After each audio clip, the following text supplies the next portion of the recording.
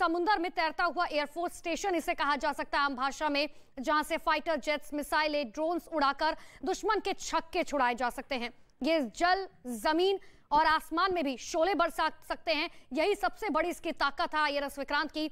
और इतना ही नहीं, देखिए आपको जानकर यह भी हैरानी होगी कि INS विक्रांत दुनिया के 10 सबसे ताकतवर विमान वाहक युद्धपोतों में शामिल है।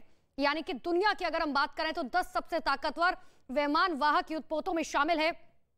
क्योंकि दुनिया के किसी भी अगर देश की बात करें तो ताकतवर विमान वाहक युद्धपोत जो है वो इसी से नापे जाते हैं कि किसी भी देश के पास कितने ज्यादा एयरक्राफ्ट कैरियर होते हैं और उसे किसी भी युद्ध में सफलता हासिल होती है। जिस तरीके से चीन की बात करें, पाकिस्तान की बात करें, सिर्फ हवा के जरिए नहीं, जमीन के जरिए नहीं, अब समंदर के जरिए भी उनकी तरफ से लगातार ये कोशिश की जाती रही है कि आखिर किस तरीके से हिंदुस्तान की सीमाओं में घुसकर जो है वहां पर अशांति फैलाई जा सके। और यही वजह है कि अब देखिए नेवी पूरी तरीके से तैयार है, स्वदेशी युद्धपोत जो है वो तैयार हो चुका है और साथ ही इससे मिसाइलें, फाइटर जेट्स, लड़ाकू हेलीकॉप्टर, स्पेशल फोर्सेस कमांडो दुश्मन के इलाके में आसानी से हमला बोल सकते हैं।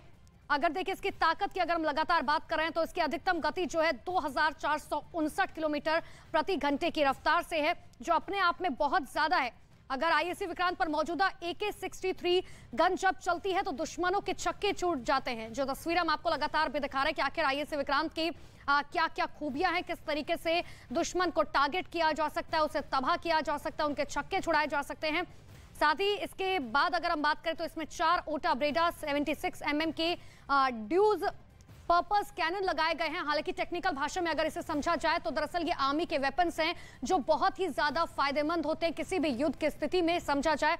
और भारत लगातार अपने चाहे नेवी की बात करें, इंडियन आर्मी की बात करें, किसी भी तरीके से उन्हें सपोर्ट करने के लिए प्रधानमंत्री नरेंद्र मोदी हमेशा से कहते हुए आए। आपको 2014 का लोकसभा चुनाव का वो वक्त याद होगा जब गुजरात से प्रधानमंत्री नरेंद्र मोदी ने इसका आह्वान किया था और साफ तौर पर कहा था कि हमारी प्राथमिकता सबसे पहले यह है कि हम देश की सीमाओं को सुरक्षित करें और देश की सीमाओं को सुरक्षित करने के लिए हमें अपनी सेनाओं को मजबूत करना होगा। और सेनाओं को मजबूत करने का ही ये एक प्रण लेते हुए जो प्रधानमंत्री नरेंद्र मोदी आगे बढ़े हैं, उसकी शुरुआत के तौर पर इसे कहा जा सकता है। क्योंकि इंडियन आर्मी की बात करें, इससे पहले भी आपको याद होगा, चाहे स्वतंत्रता दिवस की बात करें, रक्षाबंधन की बात करें या दिवाली की बात करें, हमेशा से प्रधानमंत्री नरेंद्र मोदी की कोशिश रही कि दिवाली पर तो वो खासकर जो है वो इंडियन आर्मी के बीच में जाकर जो है वो दिवाली मनाते हैं, उनकी हौसला अफजाई करते हैं। इससे पहले रक्षा मंत्री राजनाथ सिंह भी।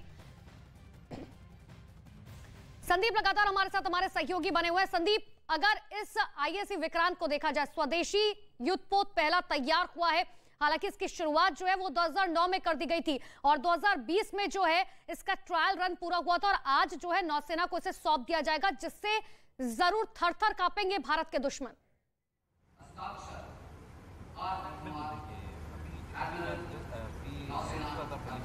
संदीप, आवाज पहुंच पा रही है आप तक मेरी? पढ़ा जा रहा है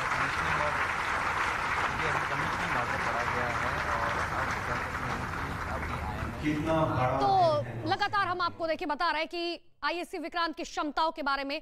और देखिए एक बार फिर से अगर INS विक्रांत की बात करें तो देखिए कोचिन शिपयार्ड में से बनाया गया है।